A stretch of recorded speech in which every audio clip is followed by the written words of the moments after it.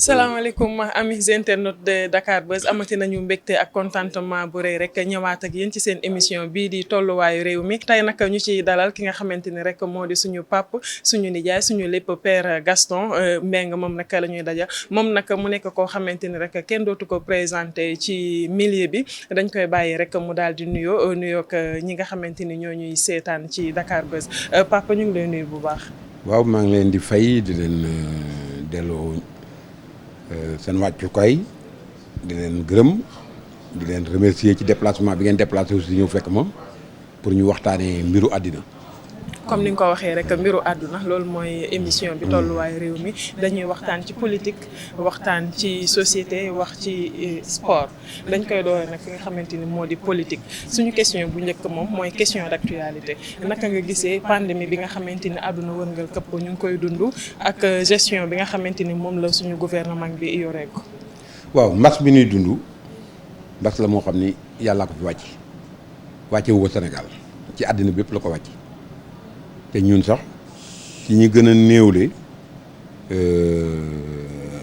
ay métit ci lañu bokk ndax tey soo gisee tey leen xew ci àddina bi ba ci grande puissance yi ñoo gën a méttilee kooku mbiru yàlla mooy wane boppam yàlla daf ñuy won boppam dinu yee aussi dinu sas parce que pour xol yi gën a mën a soppeeku parce que yii yëpp ngay gis ay balaa la rek li ci ëpp bokk ay balaa la ndegam nag yàlla moo mën a wane boppam ci économie mondiale waxante bu ak Sénégal rek donc ñun ñu néew lañu ci monde bi li nu war kon mooy bëggante ndax yàlla yërëm nu jàppale nu aar nu aar it sunu économie aar réew mi. waaw mu aar réew mi waaye dañ ne rek ndogal yàlla day loxo borom da ca war a nekk bopp mais tey ji ñu gis que ni depuis bi mu ñëwee bi mbas bi wàccee ci ñun ak léegi 3 jàpp 4 mois lañ ci toll waaye mu mel ni que ni suñu gouvernement bi am nañu jafe-jafe pour ñu maîtriser ko ñoom gis nañ que ni comme ci question wu dañu ko dooree ci ay confinement partiel ñu jàppoon ni confinement total mais dañoo mujjee déconfiné mën nañ wax loolu alors que pandémie bi mu ngi fi mu ngi gën a yokk ñu jëm ci côté denrée alimentaire mu nekk lu échec mu mel ne daal tous buñ ci laal rek day échec. dara échecul c'est-à-dire que dafa doore ci benn cas tey mi ngi ci quelques milliers de cas doore ci benn mort tey mi ngi ci presque 100 morts. mais nan gëm yàlla ca xalaat ñi ci des borom milliers et des milliers de morts ñi am ay problème réew mu tas économie yëpp bafoué wu ba tey ñëpp génnee alal joo xam ne xalaatuñ ko woon ñii ay 5 millions de dollars ñii ay 10 millions de dollars ñun Sénégal benn 1000 dollars rek lañu benn 1000 milliards rek lañu waxagum. ñu bëgg a dëkkal réew mi fu mu dëkkul loolu moo dul yoon nan yéenante jàmm bu nu bëgg a profité ci pandémie bi corona bi pour taxaw bëgg a taal réew mi kooku kenn du ko nangu ñi koy def ñëpp ñii politiquement lañ koy ay opposants ay yu kenn xam ci pourtant le président Macky Sall dès le départ war na leen ñoom ñëpp pour wax leen ni leen que lii du lu yomb c'est une guerre dajeeg ñoom ca palais ba ñoom ñëpp ñu rafetlu ko certains rafetlu ko à 100% am ci ñoo xam ne nag dana ko rafetlu ci kaw nii rek génn bëgg a exploiter situation bi pour taal réew mi wala pour jaxase kook àddina te loolu duñ ko nangu parce que dafa yokku bon de confiné woon nañu déconfiné nañu mais c'est normal dañu confiné woon mais lu ngeen bëgg tey bi ne couvre-feu ñu toog tuuti nit ñi ni couvre-feu bi dafa metti amuñu lu ñu lekk parce que tey il faut ñu liggéey ay effectivement Sénégal ay taabaka dafa nekk nan tijji jàkka yi ba nu tijjee jàkka yi ñi doon wax nan tijji jàkka yi ñoo jëkk a tëjaat seen jàkka ñoom ni duñu ko tijji kon lim doon def ànd ci xalif généraux yi ñu wax ci wax yu baax participer ci ñooñu ñu ngi ci dëgg mais dafa am ñoo xam ni tey soo leen joxee lem ñu ni dafa saf xorom soo leen joxee xorom ñu ni tax joxoon xorom suukar bu mokk nga a jox moo tax ñu def ko sunu añ bi yàq nga sunu añ bëggu tooguñu fenn taxawuñu fenn. waaye tey bu fekkee ne dañoo génnee xaalis bu toll ci 1000 milliards. waaw am na ñu naan sax am na lu ci yokkaat ci diggante. mais dafa war a gën a multiplier wu sax dafa war a multiplier wu. te ci côté éducation gisuñu ci seen bopp. école privée yi gis nañ que ni delloo nañ seen xaalis. ci côté système sanitaire bi hôpitaux yi ñii ñu ngi kaas ay kit yu doyul. ay masques yoo xamante ne doyul gel et tout doyul bu ñu ñëwee ci côté population bi denrée alimentaire ñii dañuy ni gisuñu ñii ni bu ñu gis ñii ni dégg lañ ci am tamit. xam nga mais kenn mënul la kon 1000 milliards yi ñu nekkee est-ce que kenn am na njariñ parce que kenn mënul la dajal ñëpp ci 1000 milliards 1000 milliards ñun. transporteurs yi aussi non ñun ñi xamul xaalis rek ñoo yëgli 1000 milliards te ko fu kenn xamul mais 15 millions d'habitants la ñu kenn mënul la daj lépp le président Macky Sall mi ngi def. kéemtalaayu kattanam mais nit ñi nag bu ñu yàkkamti aussi et que tey peut-être loo gis rek dana am ay manquements mais il faut savoir pardonner aussi et puis ñun ci suñu biir am na ci ñoo xam ni war na noo mën a génne ay alal sax di ko def ca Macky Sall du ko yëg kenn du ko yëg duñ dem di jaay seen bopp ci site yi ci télévision yi wax ni ñoo def lii ñoo def la suñu amoon esprit de solidarité esprit de partage feebar bi xëy na duñ ko yëg. mais tey kenn dimbaliwul kenn ba pare di xool lu état def ak lu état deful loolu moo dul yoon état bi mi ngi def Macky Sall depuis le mois de mars xamatul lu muy def lu dul xelam yëpp ci Covid bi la nekk fu ne ma ngi fay dugg lu ne mi ngi koy wax lu ne mi ngi koy def mais nit ñi ñoo war a jàppalante ci suñu biir au lieu que ñun nag suñu jàppalante ci suñu biir mooy di ŋàññanteeg di xalabanteeg di waxante lu bon tant que defuñu ko du ñu am jàmm taal réew mi la ñu bëgg. ay politiciens véreux ay malfaiteurs loolu la ñu bëgg taal réew mi la ñu bëgg mais réew mi du tàkk réew Sëñ Touba Alaaji Maalik kenn mënu koo taal. ba tey man boo waxee ci taal réew mi la ñu bëgg ci côté Covid 19 bi ñuy waxee daf may jaaxal parce que suma jamono ji jàpp naa ni opposant comme nga nekk parti politique au pouvoir ñun ñëpp ñoo bokk bëgg-bëgg bi mooy que ni pandémie bi jógee fi mais tamit tey bu ñu gisee que ni ñoom dañuy dégager ay plan yoo xamante ni à chaque fois day échec tamit. mais dara échecul yow yaa ko tuddee échec ci li ngay wax c'est dangereux. ba day waxal loo xam nag sax suñu la wooyee suba ni la lana fi échec na nga xam lay wax. éducation bi par exemple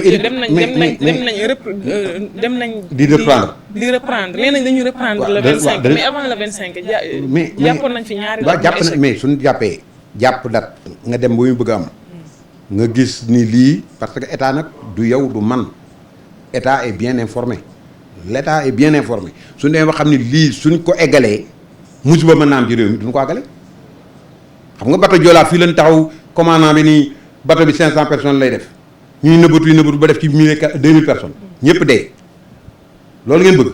Macky que état un état c'est un état suñu demee ba mu wóor ni même ak lu njàng mi neex ak lu faju neex suñu demee ba egg ca buntu ba mu wóor ni fii soo fi duggee musiba mën naa am da ngay wàññeeku.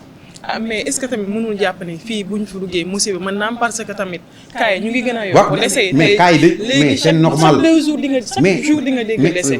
mais c'est normal. kon mais xam nga liy décédé. ba ñu tollee ci 15 cas ñu tëj école yi. amaguñu woon décès ñu tëjaat. tey jii ñu prévoir ne dañuy tëj ñu ne am na ay enseignants yu am.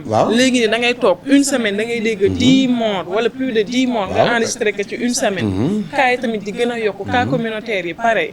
léegi ñu bëgg tijji école est-ce que incohérence amul foofu. benn incohérence amu ci ñiy dee ci grippe ak di dee ci ay sibiro léegi la ñu toog nii ñuy xàmmee ñi dee mais àddina bi tout le temps nit ñaa ngi dee te démb ñi dee ci sibiro ëpp ñi dee ci kii bi te kenn waxu ko ñi dee ci cancer ñi dee ci leneen feebar yaa ngi nit ñuy dee kenn wax ko Covid bi nag dafa nekk lu mondial moo tax dañu ciy communiquer nii nit ñi xam. communication bi merci est-ce que du foofu noonu la ñu lajjee tamit. non dañ koy communiquer non kooku. bu ñu jëloon def ko comme li nga wax ci man yéen li ngeen ñeme ak fit bi ngeen man du ma journaliste man gisuma lajj man gisuma benn lajj bu ci nekk de toute façon suñu communiquer wu loolu ñu ne dañuy nëbbatu ñu communiquer ñu ne li tax ñuy communiquer mais fu ngeen bëgg.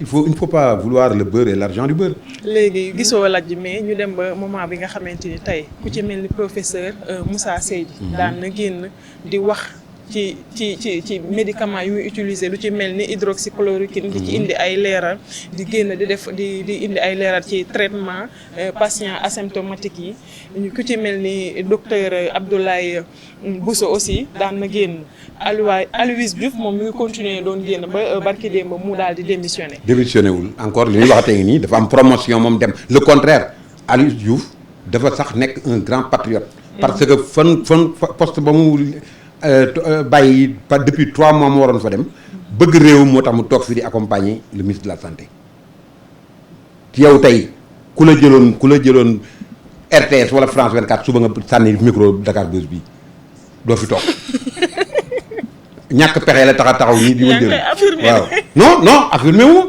non man aw ma mbébitu non Dakar Buzz bi dem ba raw kanam yow da ngay nax bul nax patron Dakar Buzz da ngay gëmoo li ngay wax sax da ngay jëm da ngay neexal patron Dakar Buzz bi rek da ngaa bëgg non pardon la ñoom Fadel ak ñoom Amek ñeneen non waxuma mais man mi fi mujjee ñëw mais xam nga yow mbaraankat nga da ngay mbaraan ba Dakar Buzz gëm naa ne man mën naa yóbbu Dakar Buzz ba mu raw kanam non pardon non xam nga ni non dama ni da ngay mbaraan rek da ngay mbaraan bul fóot sa bopp xam nga li ngay wax gëmoo ko suba suñu la jëloon canal wala ñu jël RTS wala ñu jël TFM sax nga dem bu fi nekk yi jéem a nax ñooñu ñi say patron ñoo la gën a yeewu fukki yoon ak juróom mënoo leen a nax mais ku nekk ak sa vision. waaw non vision boobu amoo ko xam nga dëgg bu ndox. non Dakar Buzz bi mën naa ko liggéey non da ngay wut buzz da ngeen leen di jëm a nax man mi ci gën a ndaw mën naa ko liggéey ba dépassé ñoom waay soxna si bàyyil di bul jéem a nax say patron da ngay wax rek. waaw ba tey dañuy ñëw ci gestion Covid 19 indi nga ci ay leeral mais daal man tonton wala papa Gaston man su ma lay dégg damay say kàddu ak say ni ngay développé wee damay dégg un pur apériste. bañ naa ko nag ba soo ni woon un pur makiste waaw man du ma APR. amuma mais su apériste mooy. makiste non non bokkul léegi nañ dem ci makiste. bokkul man makiste la parce que makiste la parce que dama nangu li yàlla dogal ma gis ko muy xale bu ndaw. kon bokkatoo PS. musuma bokk PS que dama doon ànd Abdou Diouf sama cousin la Aminata Mbengue di sama sœur ñu bokk ndey ak baay man ñu fi yàlla teg damay ànd ak ñoom parce que réew mi laa bëgg man réew mi sama parti. kon daal yow mën nañ daal. Père Gaston Mbengue. patriote. déet pur makiste la. waaw man makiste la ab Dioufiste la woon. tey jii président Macky Sall. su demaatoon élection 2024 parce que mu waxul lu leer dafa mel ni day waajal. waaw li ngeen bëgg de kon yow da nga koy gunge dafa mel ni bañ a gunge. ah bon oui pare nga pour campagne ko 2024. bañ su taxawee parce que attends 2024 nag 2024. dara leer gu ci parce que du nekk ci temps pandémie ah. dañoo nekk mais. yéen ñëpp aj nañu yow est-ce que wàññi nañ say salaire fule. Dakar Buzz dañ maa yokkal ba mu bari doole sax xoolal li may wax sa li may wax ci sa mbaraan gaa ngi nii. yokk ba am jom lañ ma yokkal waa Dakar Buzz. waay yéen doo fay sax waay d'accord mais permettre naa la nga mbaraan leen waxal lu neex. yokk ba am jom. tey kon daal nañ jàpp ni yow daal pur makiste. pur makiste pare nga pour campagne ko 2024. waaw parce que tey Macky Sall dañ ko fal pour 5 ans. dañ ko fal pour 5 ans mu war a am programme am bu muy liggéey bu mu war a liggéeyal réew mi mais programme bi actuellement y a même doute sax mën na am parce que pandémie bi nan ñaan yàlla nag mu gaaw a jeex pour élection yi sax mën a am 2024 à date échue mais tey actuellement tey kenn liggéeyul tey liggéeyam yëpp mooy lu fi jëlee mbas mi programme am yu bëri wàññeeku na à 50% ces trucs en veilleuse parce que santé population yi moom la gën a tal moom la gën a aajowoo donc du question parce que moom laa faral mais dama bëgg aussi ñuy waxante dëgg parce que tey bi mu ne tey président Macky Sall tey bi mu ne banques yi tey kii leen alléger leen crédit yi yokk leen reporter leen échéance yi kenn waxul ñëpp dañoo kontaan tey su ñu woon tey reporter leen élection yi ku nekk bëgg a wax. te pourtant tey nit ñëpp mu ngi leen di reporté lu ay gens ay seen i problème ñu ngi koy reporté lu kenn waxul. élection yi dañu ñëwaguñ ci. waaw élection yi waaw ñëwaguñ ci. moo tax kon bu ma wax yaa fi tudd waxi 2024. yaa fi tudd waxi 2024 kon nan toog tal sunu pandémie bi nu mu fi jógee ba pare. léegi nag damay ñëw ci sa relation entre sa rakk sa xarit Aminata Mbengue Ndiaye. bu ma la déggee tey nga nekk pur makiste pur apériste soo nekkee makiste moom apériste nga jarul wax tey jii sa relation ak Aminata Mbengue Ndiaye non loolu dama lay dog encore tant que yaa ngi wax pur apériste du ma la nangu ngay continuer pur makiste waaw léegi sa relation ak sa sœur Aminata Mbengue Ndiaye tey nga waroon nekk banqaasam nga waroon nekk racinam buñ la déggee ngay défendre ñii Macky est-ce que tamit du am amul benn barrage bu muy am seen diggante yéen ñaar. Aminata Mbengue Ndiaye moo ma gën a défendre Macky Sall parce que moom elle est loyale ñoom dana am pacte bu patron Ousmane Tanor Dieng signé woon ak Macky Sall Ousmane Tanor respecté ko ba ni mu fi jógee wuy ji boromam yàlla na ko yàlla yërëm xare ko àjjana Macky Sall it continuer respect pacte boobu donc ñoom ay nitu parole lañu amul problème Aminata Mbengue pacte ba Tanor signé woon ak Macky Sall pacte boobu lay continuer. Mais bu élection yi jotee. non su même su élection yi jotee de façon Aminata Mbengue koo xam ci loyauté nga ko xam ñun ci loolu la ñu yar kenn mënuñoo dugal ci affaire naafeq kenn mënuñoo dugal politique jaraluñ ko alalu àddina jaraluñ ko ci loolu la ñu yar. tey jii kon c'est dans le sang. bu ñu nekkoon ci 2024 tey. kon Aminata Mbengue Ndiaye wala parti moom bi nga xamante ni moom instant bi moom moo nekk ci boppu PS. tey dafay pare pour ànd ak waa APR ànd ak Macky Sall daal di bokk ci Benno Bokk Yaakaar ñu dem élection. mën naa nekk non mën naa nekk. loolu ñëwagul mën naa nekk xam nga le 2012 parti socialiste nga fi woon mënoon na am candidat Tanor est présidentiable mais dañu toog waxtaan ci biir Benno Bokk Yaakaar continuer accepter pour continuer politique bi ñu doon def. avec le président Macky Sall ñoom ñëpp ñu ànd ak président Macky Sall en 2024 aussi su boobaa ñoom ñëpp danañ toogaat pour seet seen candidat kan lay doon ñoom ñëpp ñu jël candidat boobu ànd ak moom. man de pour parti socialiste àndandoo doon benn gunge président Macky Sall dina ma jaaxal ku ci mel ni Khalifa Sall mu ngi fi. Barthélémy mu ngi fi nga yaakaar ne ñoo ak ñeneen mais yow loolu nga xalaat da ngaa xalaat sa xalaat nga wax. sa xalaat t'es pas conséquent sa xalaat. mais ñoom xalaatu benn yàqkat buy taxaw téye micro di wax rek. gëw ma xalaatu benn yàqkat. waaw kan ma yàqkat foofu man. non du ma yàqkat damaa ñëw. ramasser question askan wi. waaw fi ñuy xalaatee ma ñëw di la ko jottali. waaw mais li pour may yow sa tontu mu mën a jug ci kaw. ñëpp dégg ko waa Dakar mais xam nga sama tontu mooy lan. 2024 su jotee. waa Benno Bokk Yaakaar dañu xam ci ban. doxalin la ñuy am su boobaa ba fii ñuy toll accompagnage ak Macky Sall lañu nekk ca it lañu. la ñenn ci parti bi nekk. la ñenn ci parti bi ci lañu nekk parti socialiste laa wax man. ñenn ci parti am na ñoo xam ne dañoo am na ñoo xam ne pour ñoom considéré tuñu seen bopp ci parti socialiste. waaw lan moo waral loolu. divergence boobu am ci diggante parti socialiste non kooku da ngay dem nga laaj xam déggoo man la man bokkuma ci benn parti. xaw ma du ma fekkee seen bureau politique. du ma fekkee seen i réunion yow jàpp naa ne yow conseiller nga ci sa sœur. waaw mais sama sœur nag la ma koy conseiller. mais yow war nga xam mais sama sœur la ma koy conseiller kooku suñu affaire biir kër la. affaire relation entre frère ak sœur la. la ñuy waxtaanee mi ngi mel ni la may waxtaanee ak un président de la république Macky Sall du ma génne di ko étaler à la place publique li may waxtaanee ak sama sœur du ma génne di ko étaler à la place publique li ma wóor daal mooy sama sœur est très loyale envers le président Macky Sall li ma wóor mooy lépp lu Ousmane Tanor Dieng. pacte bu mu signé woon ak le président Macky Sall dana ko respecté ba fa mu yem.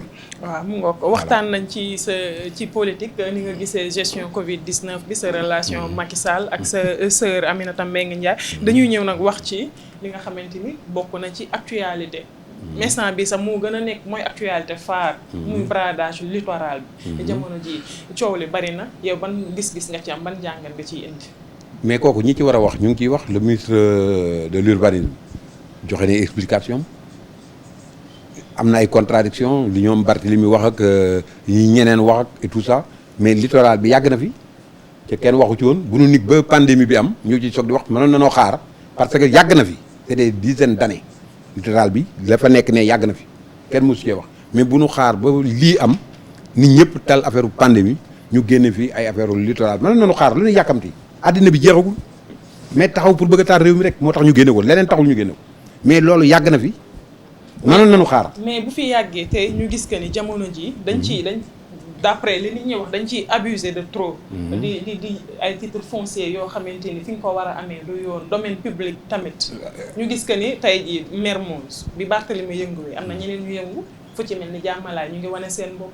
Barki Dembo Ndiaye fee ci mosquée de la divinité aussi. ñu ngi ci Wakaam ñu ngi wane seen bopp. waaw parce que yéen leen fi nga xamante ni malfaiteurs yi leen woon forêt classée bi waa Mbaaw aussi ñu ngi wane seen bopp mu mel ni tamit domaine te loolu domaine public la. waaw mais dama ne soxna si yenn ba nu amul droit di ko laal yàgg na danoo nit ba léegi man xam nga lan moo ma gêné dans tout ça période bi nu yëkkatee affaire bi période bi rek moo ma ci gêné mais suñu xaaroon ba feebar bi mbas mi jóge fi muy wax ci du ma gêné. est-ce que ñi koy laal tamit bàyyiwuñu ba nit ñi concentré wu ci mbas mi. ñuy profité di laal di bëgg c'est ce qui est dangereux. ñoom ñiy profité loolu moo tax. non non non parce que yi nu génne yëpp ay actu 2008 ak 2010 ak yooyu la ñu génne.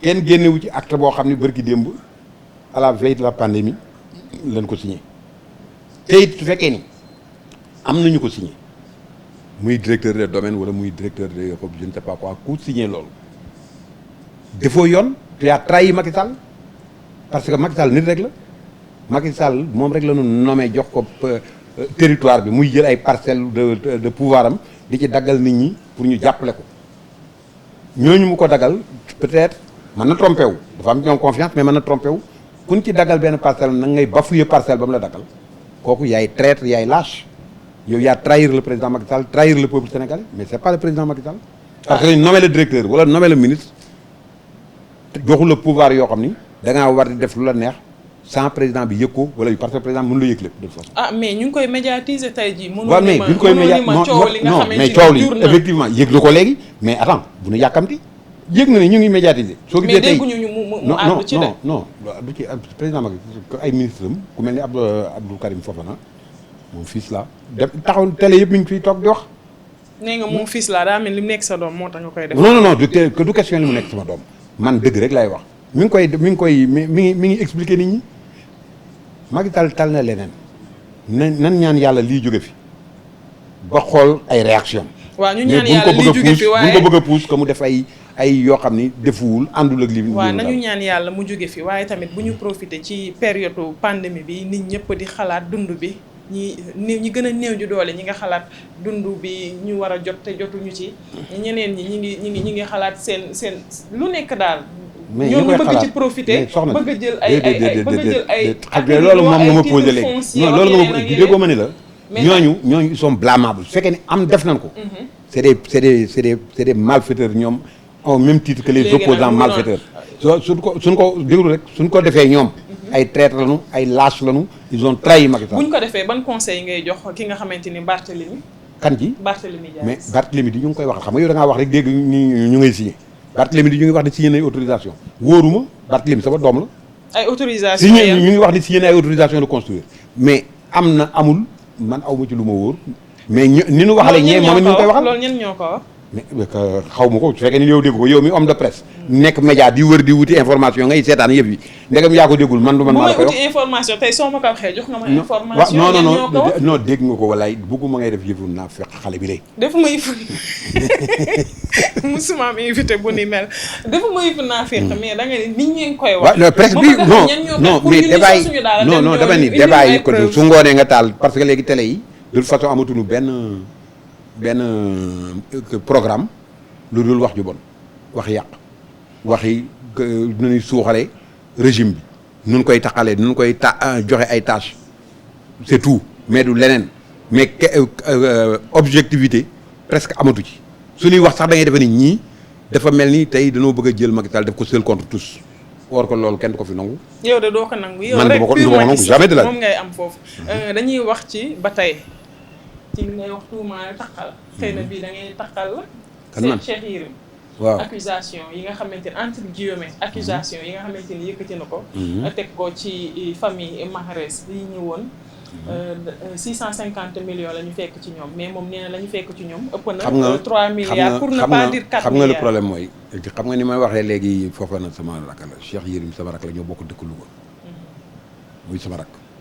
moom mu xam ko ma xam ko mais li mu wax.